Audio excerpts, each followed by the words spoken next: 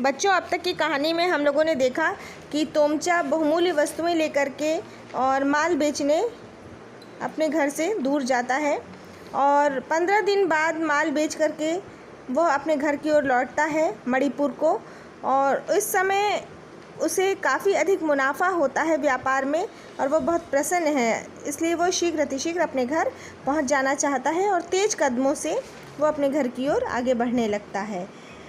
रास्ते में जंगल पड़ता है, जंगल से होता हुआ वो अपने घर की ओर आगे बढ़ता है और जंगल में उसे एक बहुत बड़ा विशालकाय शेर बैठा हुआ दिखाई देता है, जो कि अपनी जगह से हिल डुल नहीं पा रहा है। और शेर के पास ही उसे एक जंगली सुअर भी दिखाई देता है। आगे देखते हैं कहानी में क्या होता है। वनैले सुअर के मुंह पर हाथी जैसे पैने 2 दांत थे, जो वनैला कहते हैं जंगली को, और जंगली सुअर के मुंह पर पैने कहते हैं नुकीले को, और मुंह पे हाथी जैसे बड़े बड़े बहुत नुकीले दांत थे। शेर और सुअर की आंखों में एक दूसरे पर गड़ी हुई थी। शेर और सुअर एक दूसरे को टकटकी लगाए देख रहे थे। उसे ये समझने में देर न लगी कि शेर क्यों स्थिर होकर के बैठा है। उसे बचपन में सुनी गई शेर व सुअर की कहानियाँ याद आ गईं और वो जब दोनों एक दूसरे को टकटकी लगा करके देख रहे थे तो तोमचा समझ गया कि इसका क्या कारण है। और उसने बचपन में जो कहानियाँ सुनी थी दोनों के बारे में, शेर और सुअर के बारे में, उसे वहाँ पर वो कहानी याद आने लगी। उसे याद आया कि दोनों में से जो पहले हमला करता है वही जीतता है। पहले हमले के लिए किसी एक का ध्यान दूसरी ओर जाना ज़रूरी है।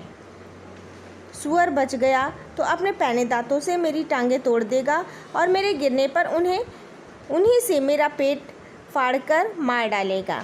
इसलिए उसने शेर की सहायता करने का निश्चय किया।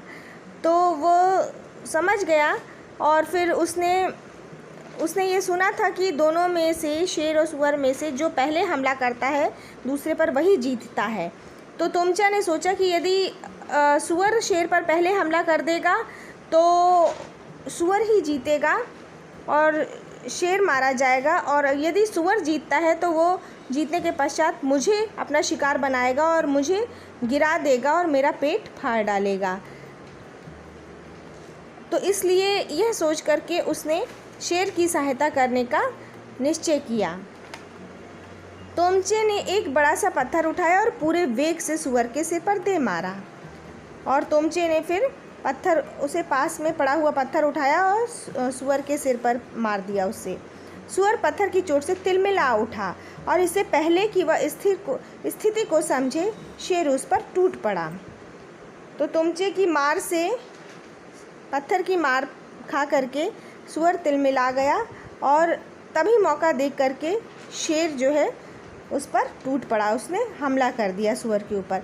शेर ने सुअर पर पंजे से भरपूर वार किया और सुअर चीखता चिल्लाता पास के खड्ड में गिर पड़ा। शेर भी उसके पीछे लपका।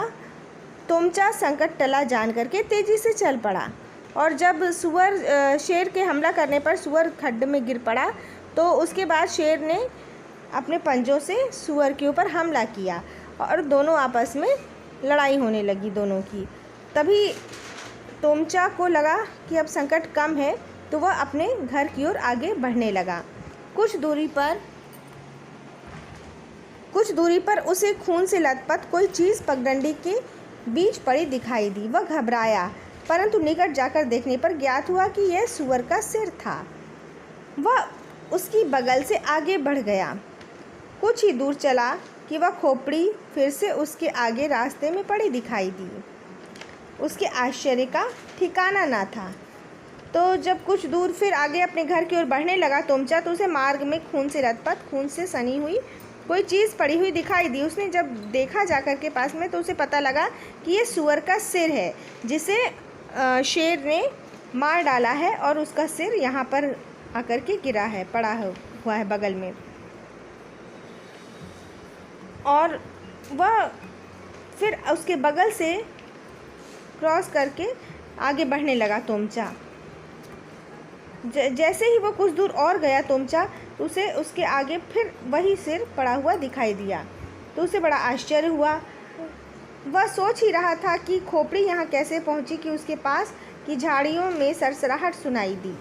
और तोमचा ये सोच में पड़ गया कि ये मेरे आगे आगे चलने पर कैसे ये सुअर की खोपड़ी बार बार मेरे आगे आ जा रही है। वह सोच ही रहा था कि तभी उसे झाड़ियों में से सरसराहट कोई आवाज़ सुनाई दी और उसने दाहिने मुड़कर देखा तो शेर बैठा था। तो उसने शेर उसको वहाँ बैठा हुआ दिखाई दिया। उसकी आंखों में कृतज्ञता का भाव था और वह बैठा अपनी जीभ से अपने ही मुख को चाट रहा था, मानो वह अपने प्रति किए गए उपकार का बदला चुकाना चाहता हो। तो तोमचा समझ गया कि ये सुअर का मुख जो है वो शेर ही ला करके और मेरे सामने बार बार रख दे रहा है और वह कृतज्ञ है उसके प्रति, क्योंकि उसने शेर की मदद की है, तोमचे ने शेर की मदद की है और वह उसी के प्रति कृतज्ञ है, उसके उस उपकार के प्रति अपनी कृतज्ञता प्रकट कर रहा है और वह भेंट के स्वरूप में सुअर का सिर उसको बार बार उसके सामने ला करके रख दे रहा है उसके लिए, मानो उसके प्रति अपने किए गए उपकार का बदला चुकाना चाहता हो। तोमचा ने परिस्थिति को समझा और शेर की ओर मुड़कर बोला, महाशय मैं मनुष्य हूँ, यह मेरा खाद्य नहीं है, आप ही इसका भोग लगाइए। कहकर उसने शेर से विदा ली। किंतु यह क्या, शेर कभी आगे तो कभी उसके पीछे चलता रहा और उसने तोमचा को विशनपुर तक पहुंचाया। विशनपुर गांव आने पर शेर लौट गया, उसने उपहार का बदला चुका दिया। पशुओं में भी बुद्धि होती है और वे भी उपकार का बदला चुकाना जानते हैं। तो इस प्रकार जब तोमचा ने मना कर दिया, शेर से कहा कि ये मैं मनुष्य हूँ, मानव हूँ और ये मेरा खाद्य पदार्थ नहीं है, इसको आप ही ग्रहण कीजिए। और ये कहकर वो फिर अपने गांव विशनपुर की ओर आगे बढ़ने लगा तोमचा। तो इस पर शेर भी उसके साथ साथ कभी उसके आगे चलता तो कभी उसके पीछे चलता और वो विशनपुर गांव तक तोमचे के साथ गया और गांव आने पर फिर वहां से वापस लौट आया। और इस प्रकार शेर ने तोमचा द्वारा किए गए उपकार का बदला चुकाया और प्रत्युपकार की भावना, इस प्रकार हम लोगों ने कहानी में देखा कि प्रत्युपकार की भावना जानवरों में भी होती है, पशुओं में भी होती है। और यदि उनके साथ कुछ अच्छा कार्य किया जाता है, उनके साथ भलाई की जाती है, तो वे भी उसका बदला अब चुकाते हैं और अपने कृत्यों से, अपने कार्यों से उपकार का बदला चुकाते हैं।